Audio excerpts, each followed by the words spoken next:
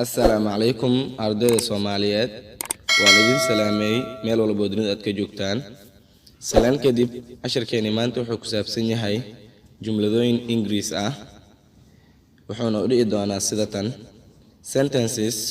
جملتين You are a big shot to me مهم آيات هاي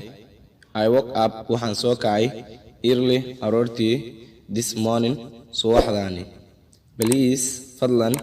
It is an application وعصي Don't do that سيدا سسمينين Let us meet and kulungno You will now waxaad ogaan doontaa my real face